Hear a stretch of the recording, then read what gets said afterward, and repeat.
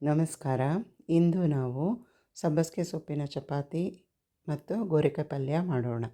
ಮೊದಲಿಗೆ ಒಂದು ಪಾತ್ರೆಗೆ 1 ಲೋಟ ನೀರನ್ನು ಹಾಕಿ ಅದಕ್ಕೆ ಹೆಚ್ಚಿಟ್ಟುಕೊಂಡ ಸಬ್ಬಸಿಗೆ ಸೊಪ್ಪು, ಉಪ್ಪು ಮತ್ತು 1-2 ಚಮಚ ಎಣ್ಣೆಯನ್ನು ಹಾಕಿ ಆ ನೀರು ತಡೆಯುವಷ್ಟು ಗೋಧಿ ಹಿಟ್ಟನ್ನು ಹಾಕಿಕೊಂಡು ಗಟ್ಟಿಯಾಗಿ ಚಪಾತಿ ಹಿಟ್ಟಿನ ಹದಕ್ಕೆ ಕಲಸಿಕೊಳ್ಳಬೇಕು.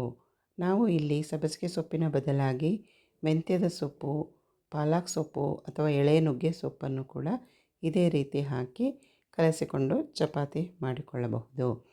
ಪೂರ್ತಿ ಈ ಥರ ಚಪಾತಿ ಹಿಟ್ಟಿನ ಅದಕ್ಕೆ ಕಲಸಿದ ನಂತರ 1-2 ಚಮಚ ಎಣ್ಣೆಯನ್ನು ಹಾಕಿ ಮುಚ್ಚಳ ಮುಚ್ಚಿ ಒಂದು ಅರ್ಧ ಗಂಟೆ ನೆನೆಯಲು ಇಡಬೇಕು.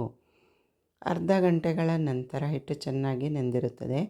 ನಂತರ ಸಣ್ಣ ಸಣ್ಣ ಹಣ್ಣಿನ ಗಾತ್ರದ ಉಂಡೆಗಳನ್ನಾಗಿ ಮಾಡಿಕೊಂಡು ಗೋಧಿ ಹಿಟ್ಟನ್ನು ಒತ್ತಿಟ್ಟಾಗಿ ಬಳಸಿಕೊಂಡು ಎಷ್ಟು ಸಾಧ್ಯವೋ ಅಷ್ಟು ತೆಳ್ಳಗೆ ಚಪಾತಿಯನ್ನು ಲಟ್ಟಿಸಿಕೊಳ್ಳೋಣ.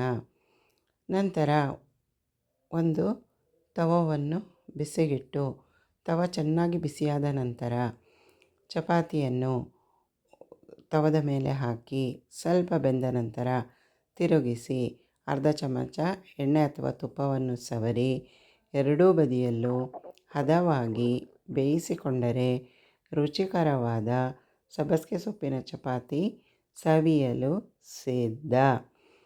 ಮತ್ತು ಈಗ ನಾವು ಪಲ್ಯ ಮಾಡುವ ವಿಧಾನವನ್ನು ತಿಳಿದುಕೊಳ್ಳೋಣ.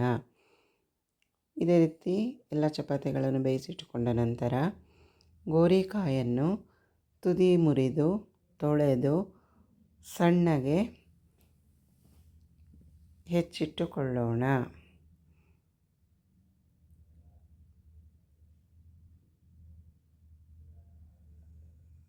ಸಣ್ಣಗೆ ಹೆಚ್ಚಿಟ್ಟುಕೊಂಡ ಗೋರಿಕಾಯನ್ನು ತೊಳೆದು ಸ್ಟೀಮರ್ ಪ್ಲೇಟ್ನಲ್ಲಿ ಇಟ್ಟು ಇಡ್ಲಿ ಪಾತ್ರೆಯಲ್ಲಿ 10 ನಿಮಿಷ ಸ್ಟೀಮ್ನಲ್ಲಿ ಬೇಯಿಸಿಕೊಳ್ಳೋಣ.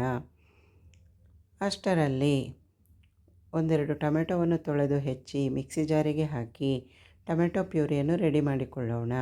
ನಂತರ ಒಂದು ಬಾಣಲೆಯನ್ನು ಒಲೆಯ ಮೇಲಿಟ್ಟು 3 ಚಮಚ ಎಣ್ಣೆಯನ್ನು ಹಾಕಿ ಎಣ್ಣೆ ಬಿಸಿಯಾದ ನಂತರ ಅರ್ಧ ಚಮಚ ಸಾಸಿವೆಯನ್ನು ಹಾಕಿ ಸಾಸಿವೆ ಸಿಡಿದ ನಂತರ 1 ಚಮಚ ಉದ್ದಿನ ಬೇಳೆಯನ್ನು ಹಾಕಿ ಅದು ಫ್ರೈ ಆದ ನಂತರ 1-3 ಒಣಮೆಣಸಿನಕಾಯನ್ನು ಮುರಿದು ಹಾಕಿ ನಂತರ ಸ್ಟೀಮ್ನಲ್ಲಿ ಬೇಯಿಸಿಟ್ಕೊಂಡಿದ್ದ ಗೋರಿಕಾಯನ್ನು ಒಗ್ಗರಣೆಗೆ ಹಾಕಿ ಸ್ವಲ್ಪ ಚೆನ್ನಾಗಿ ಮಿಕ್ಸ್ ಮಾಡಿಕೊಂಡ ನಂತರ ರುಚಿಗೆ ತಕ್ಕಷ್ಟು ಉಪ್ಪನ್ನು ಹಾಕಿ ನಂತರ ಟೊಮೆಟೊ ಪ್ಯೂರಿಯನ್ನು ಹಾಕಿ ಚೆನ್ನಾಗಿ ಮಿಕ್ಸ್ ಮಾಡಿಕೊಳ್ಳೋಣ.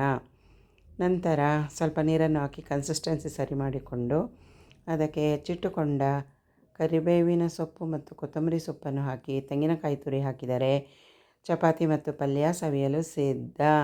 ಧನ್ಯವಾದಗಳು.